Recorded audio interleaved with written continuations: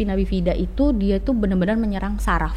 Ini penyakit langka banget, ternyata yang rusak itu banyak banget sarafnya. Dari pinggul ke kaki Kenzi tuh sarafnya sudah rusak. Banyak anak-anak yang kayak gini yang nggak survive. Kalau aku pikir aku kuat juga gara-gara dia tuh survive banget gitu anaknya. Halo guys, selamat datang kembali di Grita Buka Praktek. Hari ini akhir-akhir ini nih podcast kita banyak sekali menampilkan ibu-ibu hebat dengan berbagai anak-anak yang spesial. Dan hari ini kita kedatangan lagi nih ibu hebat dari anak yang memiliki kondisi spina bifida. Wah, ini edukasi yang luar biasa ya teman-teman, apalagi buat cewek-cewek yang mungkin nantinya pengen punya anak atau pengen berkeluarga. Ini sangat-sangat bermanfaat sekali karena kita banyak tahu tentang bayi ya, dan juga kelahiran bayi seperti apa. Semoga dengan ini kalian juga bisa lebih siap lagi punya anak, karena ketika kita siap punya anak kan berarti kita siap menerima semuanya ya, harusnya. Betul Harusnya ya. Persiapannya banyak banget. Kak Novi, apa kabar? Baik, Sehat? Sehat. Terima kasih sudah datang. Kenzi sehat? sehat? Iya gitu. Senyum aja. Dari tadi lihat aku katanya cantik banget. Iya deh. Aku bisa baca pikirannya. Bonus awal ya. Awal. Iya. Oh, oke. Kak Novi, boleh nggak dijelaskan sedikit mungkin dari Kak Novi yang udah lebih berpengalaman tentang apa sih spina bifida? Ya, jadi kalau spina bifida itu sebenarnya dia itu sakit bawaan dari dalam kandungan. Bisa terdeteksi gak gitu? Bisa sebenarnya. Nah, makanya tadi saya kan Grita bilang itu tuh kita harus prepare banget sebelum hamil gitu. Jadi gini, aku mungkin bisa mundur sedikit. Waktu hamil ini kan aku program. Jadi awalnya kita program alami, tapi kan waktu itu pas program alami 3 bulan aku keguguran. Nah, pas aku keguguran itu salahnya aku nggak mencari tahu kenapa sih bisa keguguran waktu itu. Jadi karena fokus aku yaudah deh kalau keguguran kita rest sebentar, habis itu kita program lagi. Alami juga atau enggak? Nah, yang abis keguguran itu kita langsung program inseminasi. Jadi belum sampai step bayi tabung. Jadi insem pertama gagal lagi. Mungkin waktu itu aku pikir karena mungkin gue capek kali ya, karena gue sambil kerja gitu kan, karena dulu aku sambil kerja. Dan abis itu dokternya bilang kayaknya bener deh Nov, ini kayaknya kamu capek karena sambil kerja.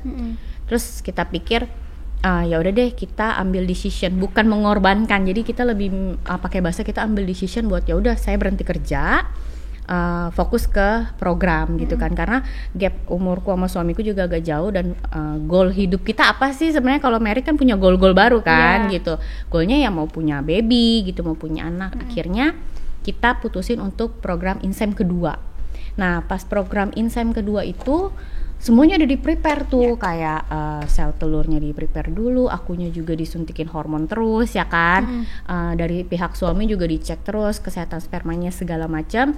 Abis itu udah oke, dan dimasukin lah itu, diinjek. Terus suami aku pas injek asal ngomong aja sama dokternya, dok mungkin gak sih kalau insem bisa dapat bayi kembar gitu. Terus kata dokternya, wih kamu mau? Ya gak ada yang tahu sih, tapi kemungkinannya sangat kecil.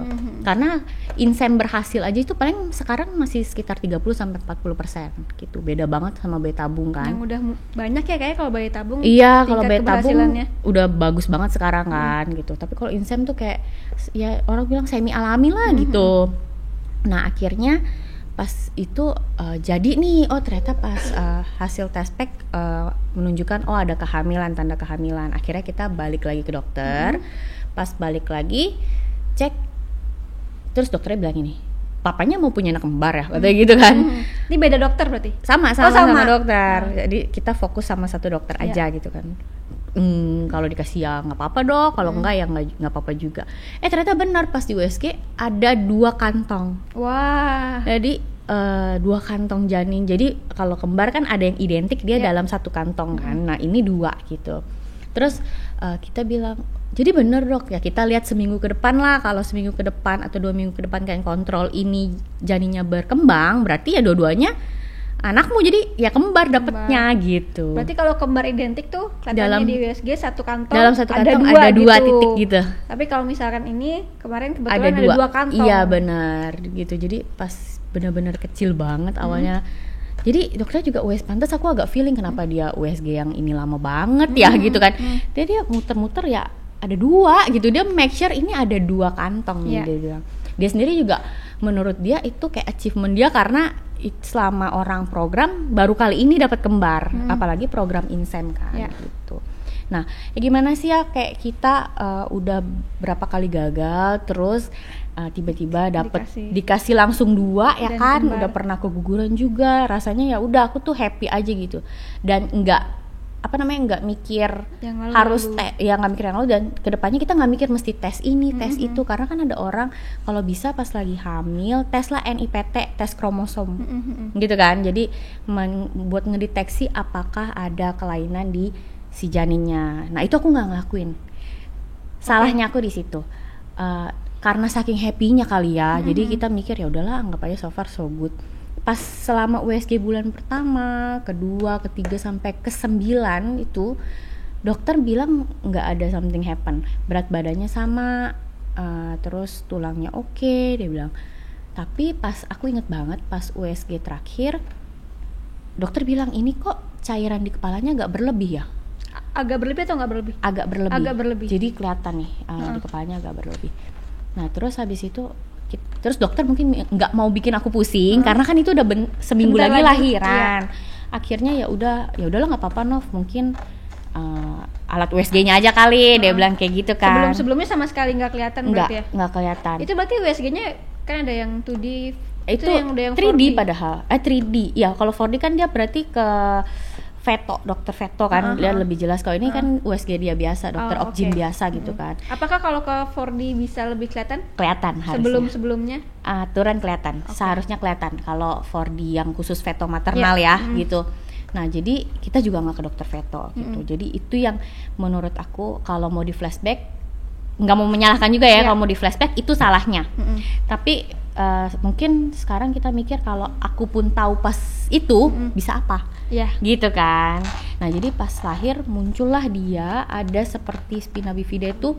Jadi dari pembuahan itu dia udah nggak sempurna. Karena apa? Karena kata dokter kurang asam folat.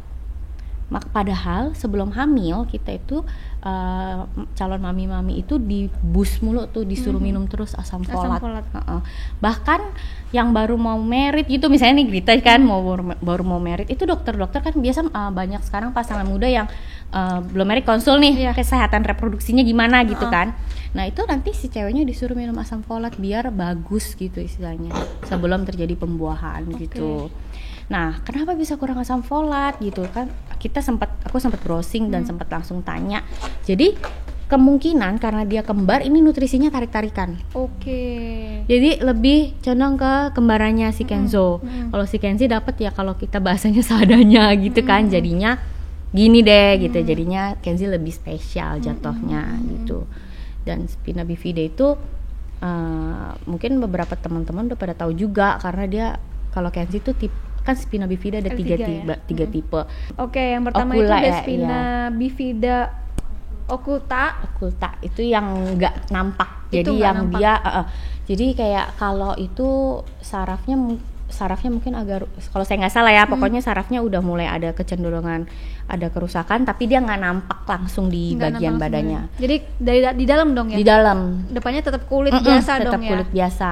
Kalau yang kedua itu setahu aku udah mulai agak ada tonjolan. Iya itu karena itu tulang sumsumnya nggak kebentuk sempurna, sumsum belakangnya. Selama hamil, jadi kan kita disuntik buat penguat kandungan, jadi biar mereka nggak keluarnya sesuai usianya kan, nggak prematur kan. Jadi ini kalau dibilang mereka nggak prematur, nggak, karena mereka itu kayak anak normal 36 weeks gitu. Oke. Karena memang dokternya udah prepare jangan sampai pecah ketuban, karena kalau pecah ketuban ini kamu kembar susah gitu. Dan kita tuh lahiran rencana tanggal 27 tapi emang pecah jadi rembes gitu tanggal 26. Jadi selang sehari, benar-benar kurang sehari. Jadi kita langsung ke dokter gitu kan. Dan operasi sebenarnya? Operasi gitu, karena memang mereka ngelilit posisinya.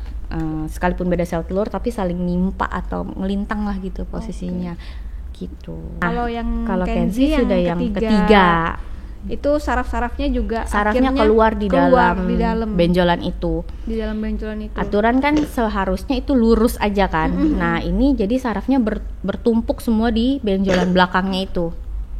Nah, bentuknya kayak gini jadinya. Oke. Dan ini sampai sekarang masih seperti ini? Enggak, jadi spina bifida itu dia tuh benar-benar menyerang saraf yang ada di badan. Kenzi kan juga ada posisinya agak di bawah ya, which is saraf di bawah itu lebih banyak ke kaki gitu kan, ke pinggul. Pokoknya jadi dia dari pinggul ke kaki Kenzi tuh sarafnya sudah rusak. Tapi tetap di bagian tulang belakang ya masalahnya ya. Semua masalah utamanya spina rata-rata itu di bagian tulang belakang gitu ya. Karena dia benar-benar senternya di situ, jadi nggak terbentuknya di bagian situ. Dan Kenzi lebih bawah dari ini berarti ya? Segitulah di situ. Segitu. Pas di situ. Nah, ada nggak yang di atas ini? Nah, nggak ada. Oh, jadi tapi ngefek ke saraf kepala ada.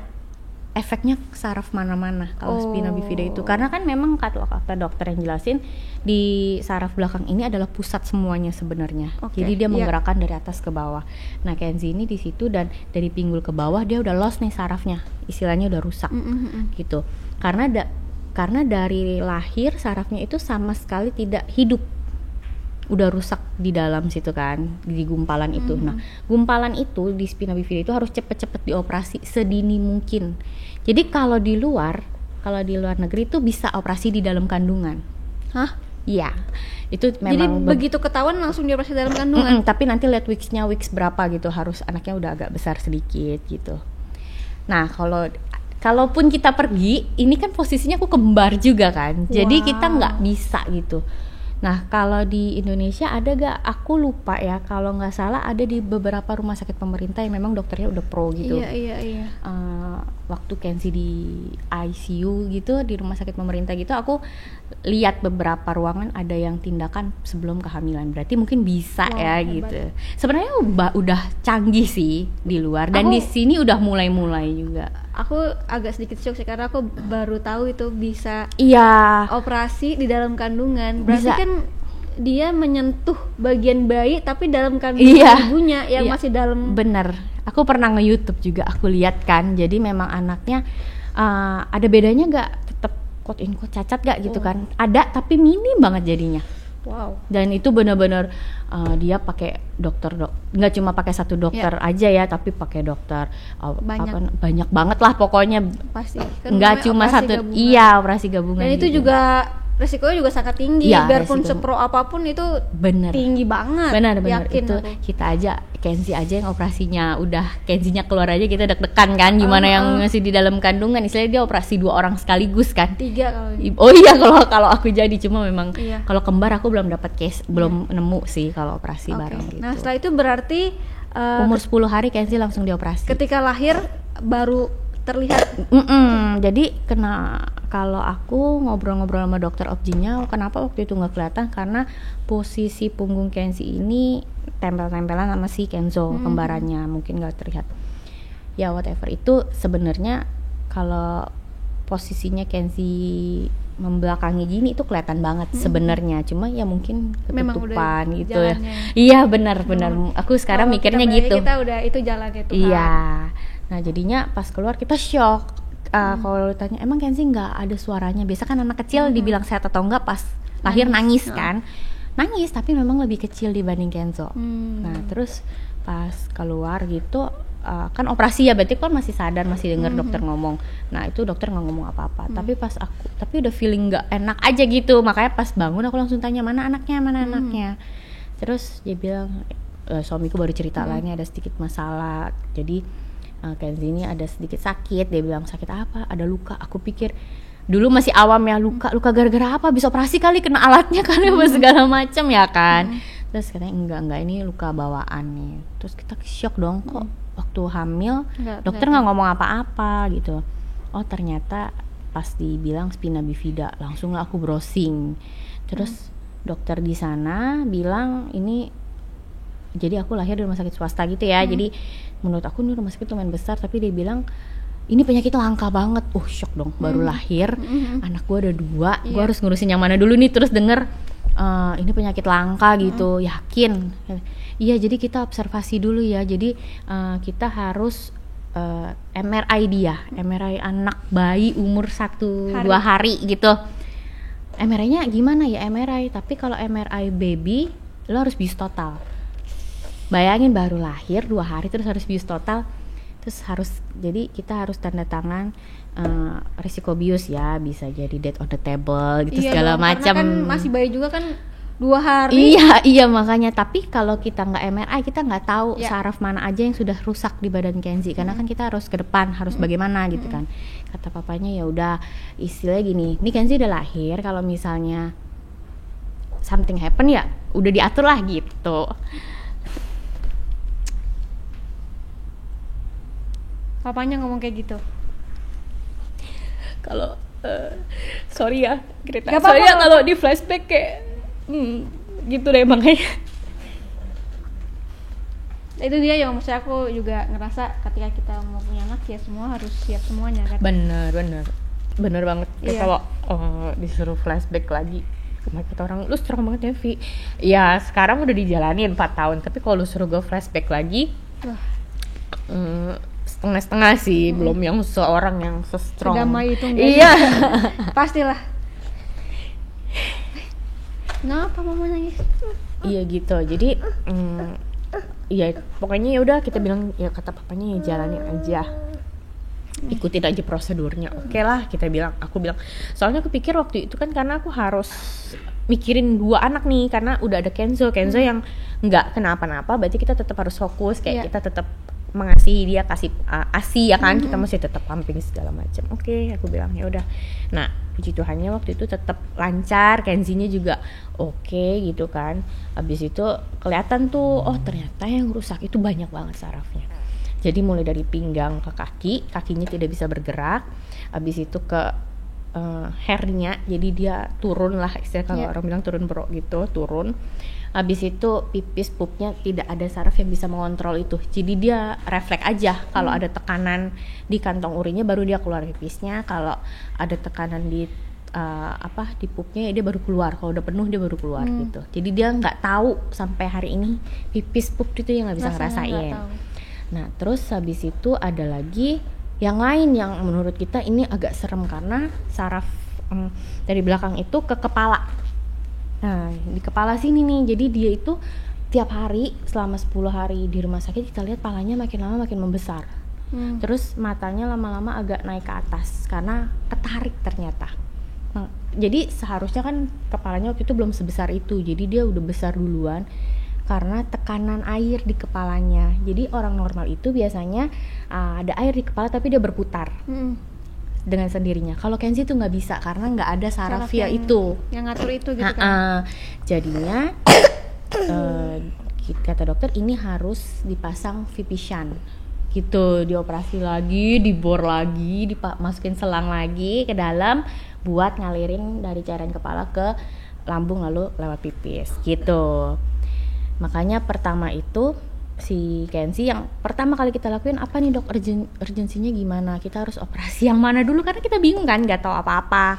Akhirnya kata dokter ya udah yang penting bagian belakangnya itu yang nonjol itu ditutup dulu. Tutupnya pakai kulitnya sendiri. Jadi itu kan nonjol di bagian tonjolan itu ada saraf-sarafnya. Dokter itu berusaha untuk mengembalikan sarafnya di tempat yang seharusnya. Makanya operasinya lama banget itu karena itu benar-benar kecil-kecil banget ya. Jadi dikembalikan ke tempat. Jadi dia tidak mengembung lagi, jadi dia kempes paling enggak gitu kan. Udah kayak gitu ditutup lagi pakai kulitnya sendiri gitu. Jadi makanya Kenzi tuh dari umur 1 sampai sebulan tuh dia full di rumah sakit. Jadi umur 10 hari dia dioperasi, full di NICU sampai umur 1 bulan. Bener-bener sebulan tank. Orang-orang biasa kan 1 bulanan celebrate ya, ngerayain, kita celebrate Kenzi pulang aja gitu. Jadi dia bener-bener baru pulang gitu. Nah dia jadi pertama bener-bener operasi belakangnya yang saraf-sarafnya dibetulin. Saraf-sarafnya dibenerin gitu, ditempatin di tempatnya gitu. Dokter bilang harapannya apa ya? Dokter juga pahit-pahitin kita, maksudnya jangan expect ketika kita operasi Kenzi bisa jalan, karena memang ini sarafnya udah rusak gitu kan. oh ya udah, yang penting lukanya tertutup, karena kalau lukanya terbuka itu rawan banget infeksi kan. Namanya itu kayak bisa masuk ke dalam iya tubuh, masuk ke dalam tubuh lebih gampang karena itu kan selnya itu kulitnya tipis banget kan jadinya. Jadi itu ditutup. Nah terus diajarin jadi kita tuh ada di ruang intens berapa gitu, jadi di ruangan itu banyak banget anak-anak spesial lainnya yang mungkin case-nya lebih parah dari Kenzi. Ya gagal jantung lah, ya harus, pokoknya aku inget banget tetangga Kenzi itu ada 8, 4 itu saya cuma dikasih waktu 1 hari itu 1 jam aja buat ketemu Kenzi. Nah itu tetangga Kenzi tuh ada yang pas away gitu, makanya aku bilang gue itu datang ke rumah sakit sebenarnya ngeliat Kenzi biasa aja, tapi mental gue di rumah sakit itu karena kanan kiri itu ibu-ibu mungkin yang lebih strong daripada aku ya. Aku tanya udah berapa lama sih, udah 2 bulan, udah 3 bulan buat ngeliat anaknya survive gitu kan. Nah makanya kata suamiku Kenzi itu udah operasi udah oke lah, maksudnya dia nyusu juga udah oke. Jadi anggaplah lu di sini dilatih mentalnya, lu lihat tuh kanan kiri lu ibu-ibu yang udah 2-3 bulan di sini tapi masih bisa senyum loh ketemu gitu. Oh ya dari situ mungkin makanya kata Grita udah jalannya juga kita di rumah sakit itu. Tadi akhirnya aku kan pindah rumah sakit ya, dari swasta ke rumah sakit pemerintah karena memang di situ yang ada dokternya yang bisa operasi Kenzi. Jadi di situ ketemu ibu-ibu yang hebat-hebat banget, jadinya kita jadi kayak ciut sendiri, gila gue mah nggak ada apa-apanya kali ya udahlah jalanin aja. Sampai jadi setelah operasi Kenzi itu harus full 20 hari ya, saya agak lupa 20 hari injek antibiotik. Berarti 10 hari ke-10 operasi? Habis itu sampai 20 hari kemudian injek antibiotik. Jadi buat ini kan operasi besar ya hitungannya, biar nggak infeksi, habis itu biar ngebantu saraf-sarafnya lagi sih. Berarti pas 10 hari itu betulin saraf aja? Sama tutup kulit pas doang? Pas umur 10 hari, iya benerin. Yang pas ditutup itu dia sambil benerin sarafnya one by one. Berapa jam ya itu operasi, aku nggak tahu. Jadi Kenzi itu operasi papanya temenin di rumah sakit, aku standby dari rumah karena harus ngurusin kembarannya juga kan. Jadi selama itu aku tanya udah belum gitu. Terus yang selang ke atasnya belum? Nah itu umur 3 bulan. Oke, jadi ini selesai dulu dari rumah sakit 20 hari antibiotik itu. Iya, habis itu kita pulang. Pokoknya sebulan full dia pulang. Habis itu dia di rumah nih sama kita. Jadi kita bilang ini dok, emang ini waktu pas pulang kita tanya nggak mau sekalian operasi kepalanya gitu kan? Karena kita lihat kecenderungannya ini lingkar kepalanya makin hari makin besar gitu. Dia bilang jadi untuk operasi lingkar kepala itu dokter-dokter punya standarnya, punya punya syarat tertentu lah, karena Kenzi ini kalau dibilang masih ukuran normalnya Via, jadi dia nggak bisa langsung, dia bilang gitu. Takutnya nanti menyalahi kode etik kan, maksudnya anak kepalanya oke kok lu main operasi gitu. Oh gitu, yaudah coba kamu observasi dulu dia selama beberapa bulan ini, lihat apakah signifikan. Kalau signifikan dokter punya rules buat operasi gitu. Dia bilang ternyata selama 3 bulan itu kita lihat Kenzi makin lama memang makin besar kepalanya.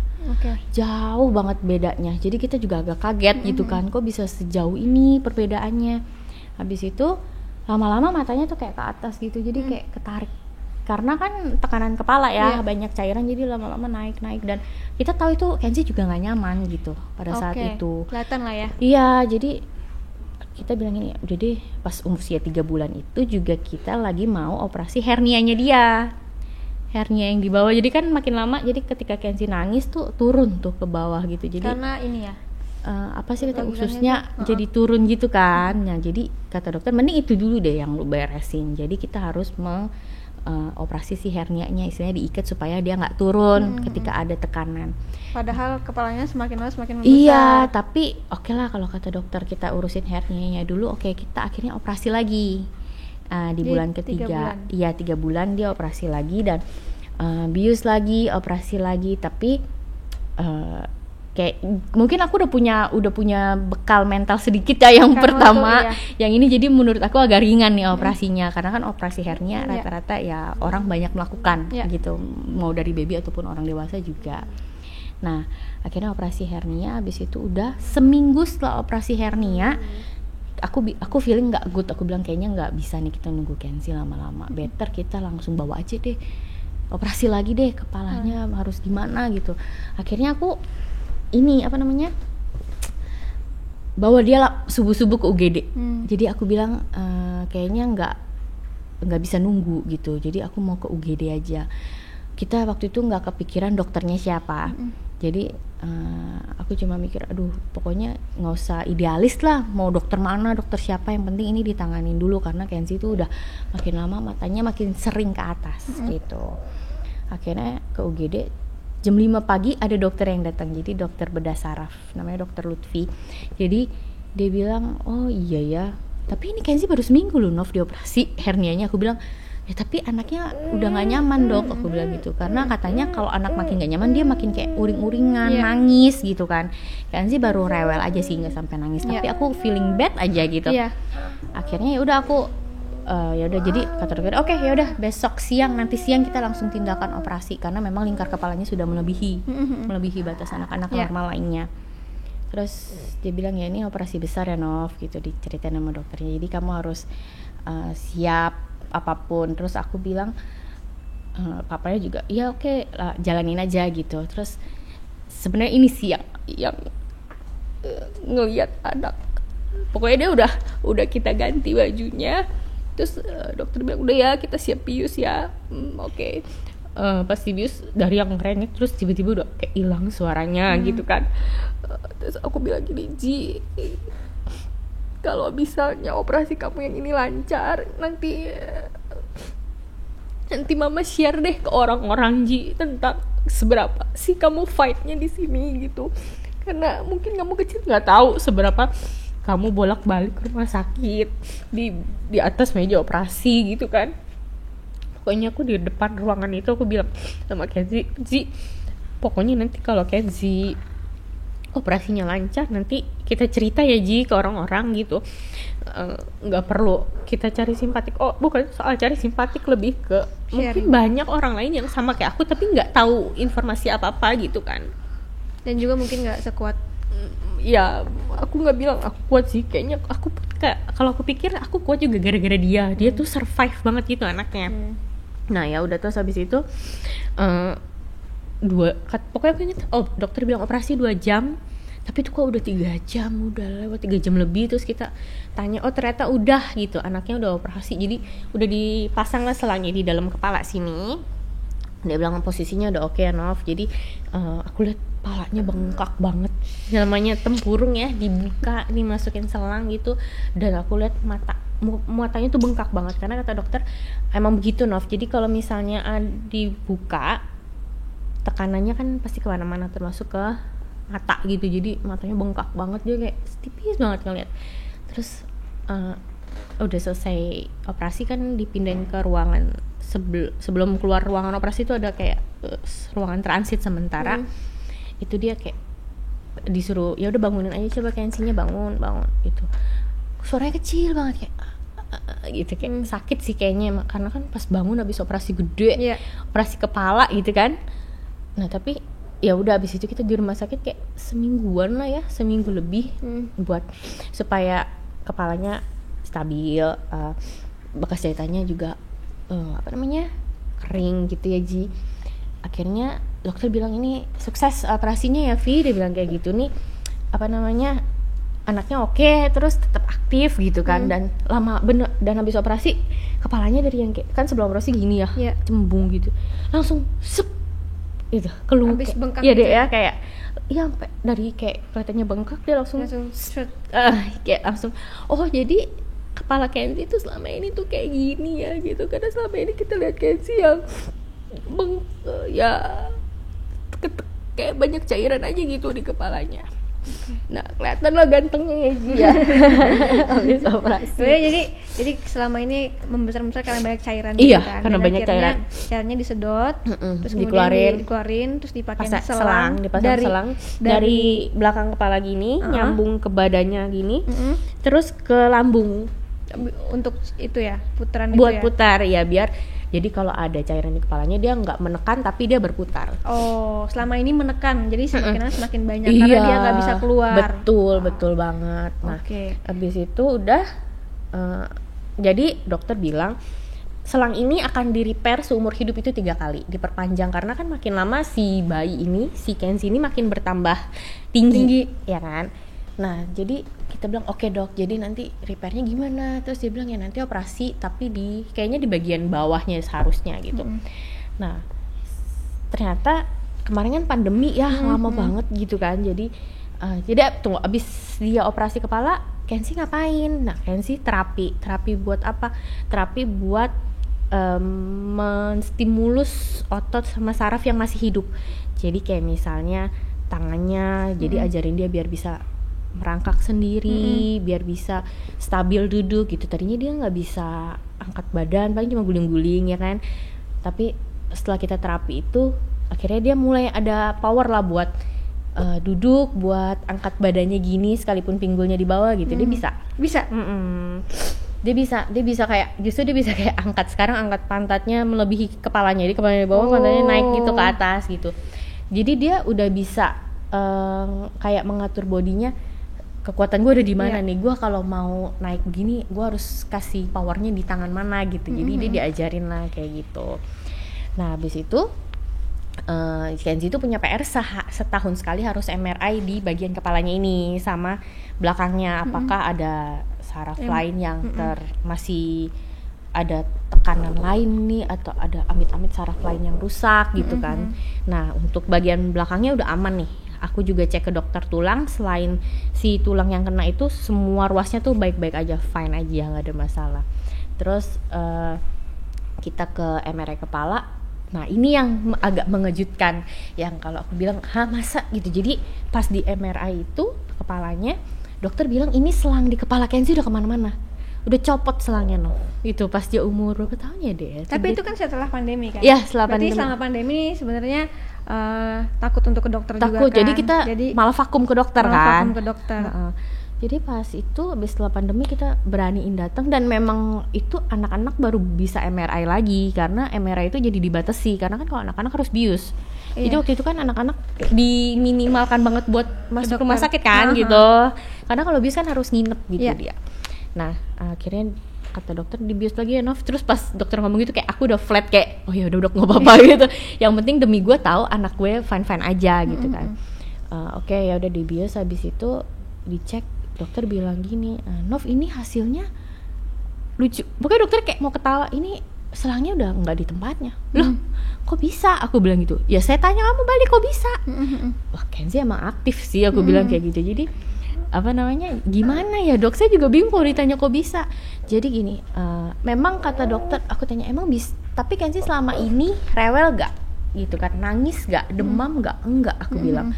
Nah berarti Nov, karena nggak ada fungsi lagi di selangnya, kepala Kenzi sudah bisa sendiri untuk mengatur air yang ada di kepalanya. Jadi sarafnya juga membaik dong? Seharusnya ya logikanya seperti gitu. Karena kan memang saraf baby itu masih tahap berkembang ya gitu.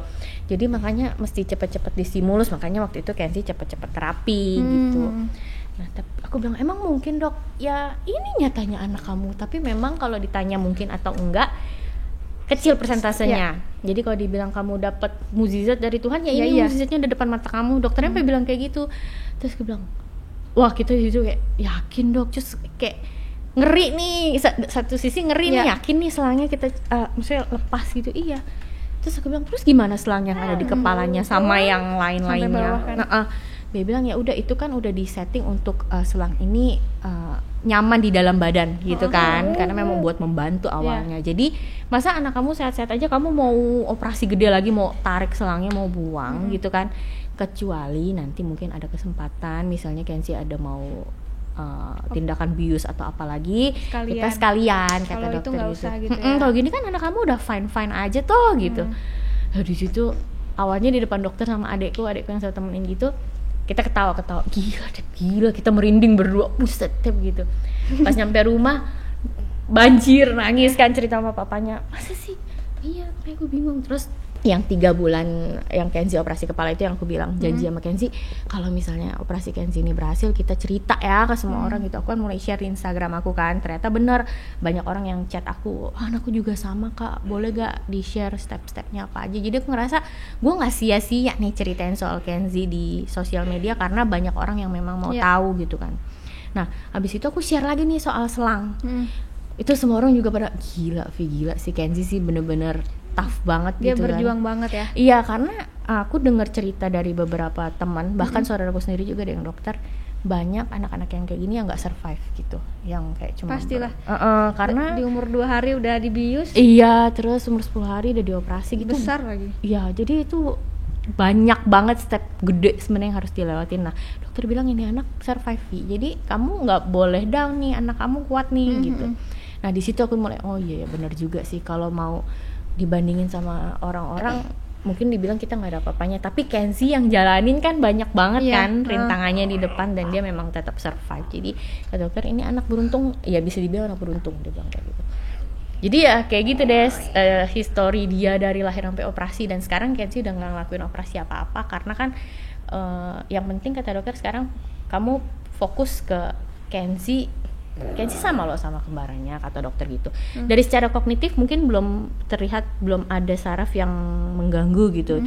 Tapi memang Kenzie ini kemarin sempat speech delay. Speech delay karena apa? Karena lingkungan. Kenzie kan mungkin lebih banyak kita di rumah ya kan sama kita, untuk dia pergi kita gendong pakai stroller, tapi dia nggak sebebas kembarannya yang bisa lari ke sana kemari. Jadi mungkin itu bikin dia dari sisi psikologinya kayak dia sebenarnya anak kecil ini paham, oh gue berbeda nih. Jadi dia lebih agak diem gitu. Saking dia diemnya ya dia jadi kebiasaan dikit-dikit cuma nunjuk-nunjuk doang. Tapi akhirnya kita terapi, dia sempat terapi ngomong gitu kan. Tapi kata dokter dia belum butuh stimulus yang gimana-gimana banget, karena dia itu sebenarnya nggak ngomong karena kebiasaan aja, bukan karena dia speech delay beneran. Dan gitu. bukan karena kondisi dia yang kayak sekarang. Iya. Karena kan banyak juga anak lain yang istilahnya biasa-biasa aja tapi tetap lama juga kan ngomongnya, karena mungkin anak-anak pandemi ini di rumah gitu kan. Betul banget. Terus jadi dokter sarafnya bilang kamu harus kasih haknya Kenzie sama kayak kembarannya, ya which is kayak sekolah gitu kan. Nah, terus aku mikir agak susah gitu karena gimana dia bergeraknya, karena kan kita harus gendong-gendong dia terus gitu kan.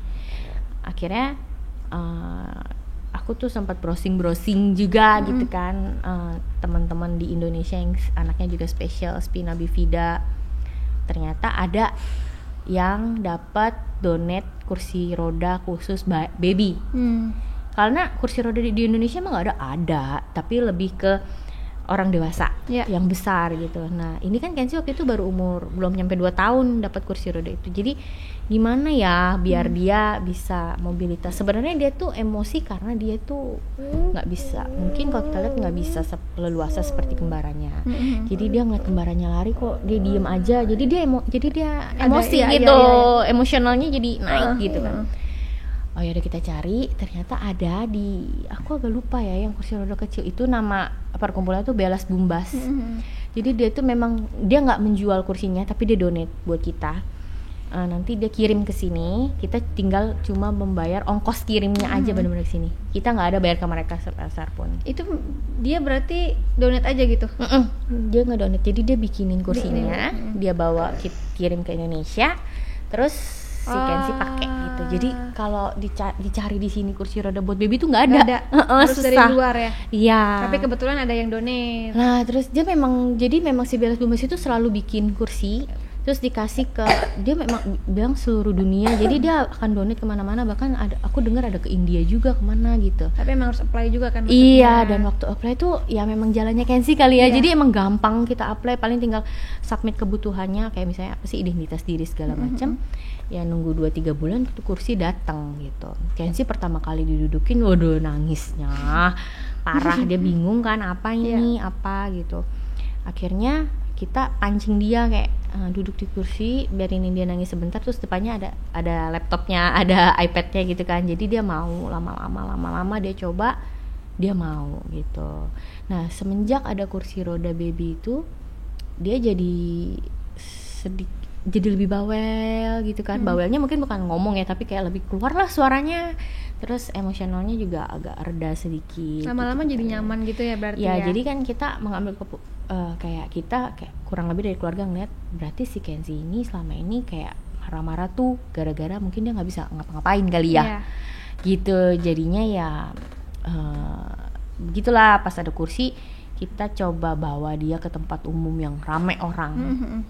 aku mau lihat Kenzi ini gimana, dan aku juga mau lihat orang-orang lihat anakku ini gimana.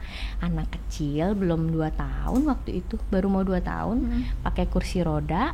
Habis itu respon orang-orang gimana nih gitu. Aku waktu itu kan yang zaman-zamannya PIK baru buka itu kan ada jalur dari ujung ke ujung gitu kan. Kita bawa dia, itu kita taruh kursi roda di situ, kita pakein sarung tangan segala macam. Dia pertama ngeliatin orang, nggak mau rolling, lihat kanan kiri. Tapi lama-lama dia jalan. Terus yang aku takutin ternyata nggak ada. Jadi aku takut kan orang-orang ngeliat dia kayak aneh nih gitu kan. Ternyata nggak, malah banyak orang yang naik sepeda pagi gitu yang hi boy, hi gitu, malah di-hi-in sama orang-orang gitu. Makanya aku bilang kayaknya sekarang itu sosial kita tuh bagus gitu. Banyak orang-orang yang udah awareness-nya tinggi soal anak-anak yang disability gitu kan. Nggak yang main judge gimana gitu sih. Coba ada foto ininya nggak? Apa kursi roda yang kecil? Ada deh. Jadi itu lucunya. Iya, itu bisa pakai itu sendiri dia? Iya, rolling sendiri tuh dia. Nah, jadi itu aku sambil ikutin dia ke tim basket khusus wheelchair. Itu Jakarta Swift itu. Jadi di situ semua orang-orang yang disability juga gitu kakinya kan. Nah, itu habis itu mereka main lah di situ. Harapannya apa, Vi? Mau Kenzi jago main basket? Enggak. Lebih ke biar Kenzi lihat lingkungannya. Banyak loh yang bisa kayak Kenzi. Kenzi bisa tetap main-main gitu. Iya. Nah, jadi maksud aku bikin dia tuh nggak ada gap lah gitu. Mau ngapain monggo, Kenzi mau ngapain ayo gitu. Gitu sih. Mungkin di luar sana yang spina bifida cuma 1 anak. Ini kan kakak dikasih Tuhan kebetulan 2 anak dalam waktu langsung yang bersamaan. Susah memang baginya, tapi waktu itu gimana akhirnya bisa survive dari, ini bukan cuma Kenzi doang menurut aku yang survive, tapi Kanovi dan suami khususnya yang kasih dukungan yang luar biasa tadi kalau dilihat dari ceritanya. Bisa survive dengan anak spina bifida dan juga kembarannya itu gimana saat dulu. Mungkin tadi benar mentalnya diasah dulu waktu pertama kali. Itu juga aku ngebayanginnya luar biasa. Tapi kan ada proses di mana akhirnya emang ini jalan Tuhan dan gue harus terus berjalan gitu sama Kenzi. Sebenarnya kalau dibilang survive, pertama pasti anaknya. Pertama kan kita lihat Kenzi survive banget ya. Habis itu ya pasti suami, tapi keluarga aku juga sih. Jadi aku tuh dulu pas mereka lahir belum ada sih mbak bantuin gitu, tapi memang fully mamaku sama keluargaku aja yang jaga. Aku nggak mau pakai orang, soalnya gini, kalau kita pakai orang lain dengan fisik Kenzi yang kayak gini, orang takut juga megang Kenzi gitu kan. Terus Kenzo juga menurut aku dewasa dengan sendirinya. Jadi kalau ditanya sekarang, Kenzo, kok kenapa pakai roda? Dia bilang iya kakinya sakit. Terus kalau mau pergi, sebenarnya aku nggak pernah nih cerita kayak gini sama keluargaku sampai nangis. Jadi kayak itu selalu bilang gini, mah ayo kita ke mall, kursi rodanya kokoh, jangan lupa bawa ya gitu. Kadang mungkin iya pinter nih Kenzo, tapi di hati kecil tuh sedih gitu. Maksudnya anak seumur dia yang baru 3 tahun waktu itu udah ngerti kalau kokonya ini sakit, dan untuk mobilitas harus ada kursi rodanya atau stroller gitu kan.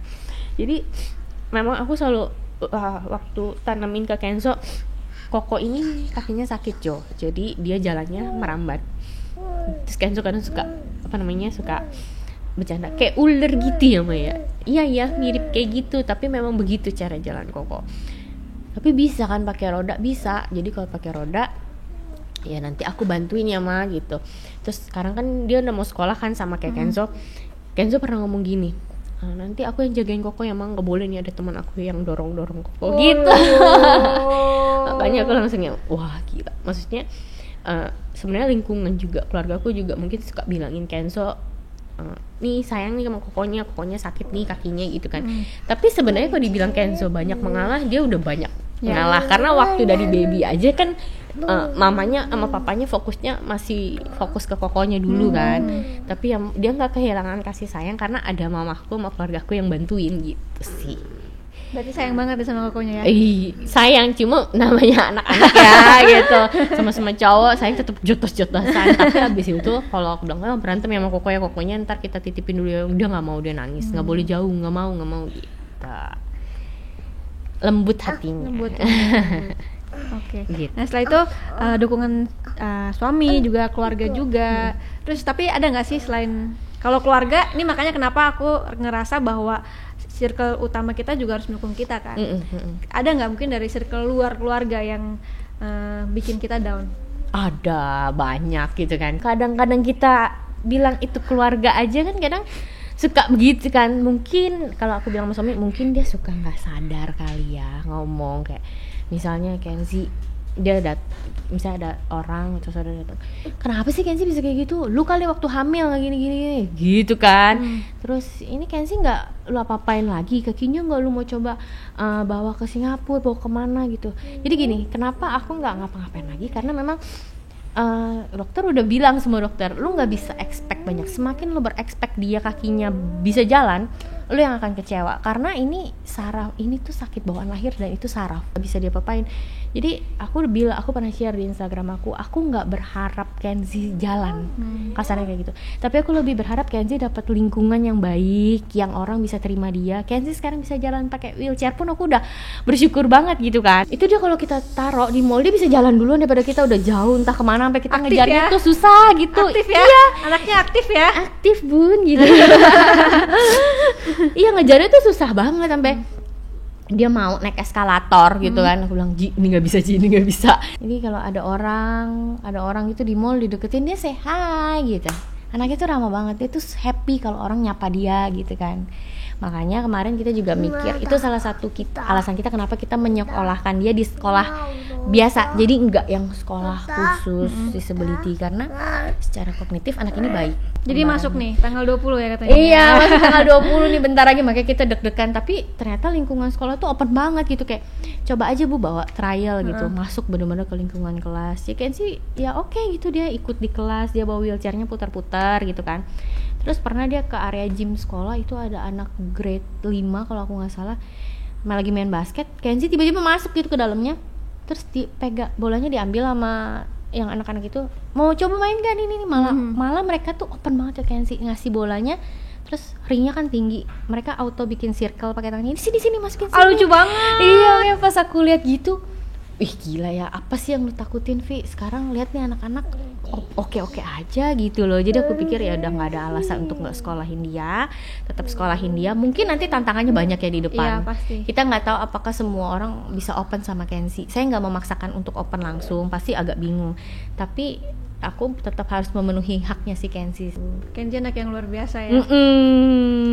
Tapi menurut aku kalau misalkan Kanovi ngerasa beruntung punya Kenzi juga beruntung pasti punya orang tua yang sama-sama ya. Soalnya kan sama-sama berjuang juga kan. Bener. Kalau Kenzinya survive tapi orang tuanya down juga kan kasihan juga ya. Iya bener banget, makanya mesti nyambung dulu. Nyambung juga. Oke. Nah berarti sekarang udah nggak ada penanganan apa-apa lagi nih ya berarti? Nggak, paling cuma kayak kita setahun sekali tetap nanti kita MRI lagi. Kayak sebenarnya sih agak bingung MRI karena memang tujuan MRI itu kan mau lihat selangnya. Yeah. Tapi kan ini memang udah kelihatan dari awal selangnya itu udah pindah kan. Jadinya ya nanti tetap sih dokternya bilang tetap aja MRI, kita lihat saraf di kepalanya. Tapi belum bisa ngomong. Udah sebenarnya sekarang udah bisa jadi sempat speech delay. Terus kita coba terapiin beberapa kali, dia mulai ngomong tapi 1-2 kata gitu. Jadi nggak yang bener-bener diem aja. Kak, thank you banget ya udah datang dan udah sharing pengalaman yang luar biasa. Aku juga belajar banyak, teman-teman di rumah juga pasti belajar banyak. Dan pesan dari aku sebenarnya buat teman-teman di rumah yang memang mau menikah dan punya anak, harus siap apapun kondisi anaknya. Dan juga kalau udah dikasih, dibesarkan dengan baik, tanggung jawab. Dan thank you banget sekali lagi udah hadir. Sama-sama. Thank you udah kuat. Gitu. Kenzi juga thank you. Nah mungkin terakhir dari Kanovi mau di-share selama hidup ini pengalaman apa yang bisa diambil dan mungkin bisa dipelajarin juga. Kalau aku sih waktu itu sempat ngobrol-ngobrol juga sama teman-teman. Jadi kita mikir gini, sebenarnya yang Tuhan kasih ke lu tuh bisa dijalanin. asal kita tahu titiknya bersyukur gitu. Jadi bersyukur sederhana aja. Punya anak spesial nih, tapi dia masih sama lo kan sampai detik ini. Ada perbedaan, ada, tapi intinya apa? Nggak semua orang tua bisa sama-sama terus sama anaknya. Nah selama lu bisa sama anak lu ya lu hargain lah waktunya gitu, lu syukuri lah apa yang udah dikasih gitu sih. Lebih kayak pokoknya aku pernah tulis bersyukur sederhana aja. Kenzi mau naik kursi roda jalan bersyukur gitu, Kenzi punya kursi roda aja bersyukur gitu kan, sekolah juga bersyukur ya Ji ya. Jadi nikmatin aja terus dijalanin sih, memang harus dijalanin terus. Oke, thank you banget teman-teman. Makasih nonton video ini. Sampai ketemu di video berikutnya. Nonton sampai habis ya, makasih ya. Jangan lupa follow Instagram aku di sini dan nonton video lainnya di sini.